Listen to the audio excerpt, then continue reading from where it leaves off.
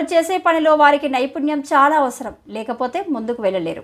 అది దొంగతనమైనా మరోటైనా ఏదైనా టాలెంట్ ఉండాల్సిందే.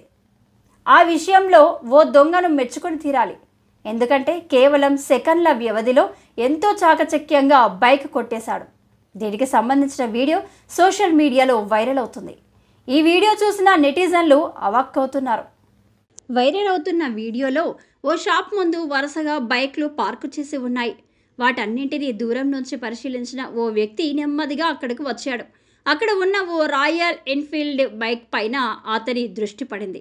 అంతే, అదేదో తన సొంత బైక్ అన్నట్టుగా వాహనం వద్దకు వచ్చి నిలబడి అటు ఇటు చూశాడు. ఎవరూ తనను గమనించడం లేదని ఫిక్స్ అయ్యాక ఓ చిన్న పరికరంతో క్షణాల్లో బైక్ తాళం తెరిచాడు.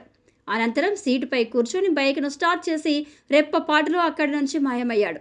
బయటకు వచ్చి చూసుకున్న బైక్ యజమాని తన వాహనం కనిపించకపోవడంతో లబోదిబోమంటూ పోలీస్ స్టేషన్కు పరిగెత్తి పోలీసులకు ఫిర్యాదు చేశాడు.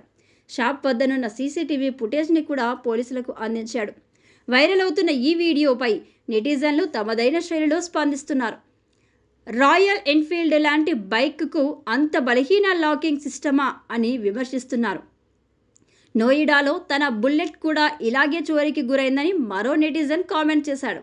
కాగా తాజాగా చోరీకి గురైన రాయల్ ఎన్ఫీల్డ్ క్లాసిక్ 350 ధర ఇంచుమించు 2,25,000 రూపాయలు.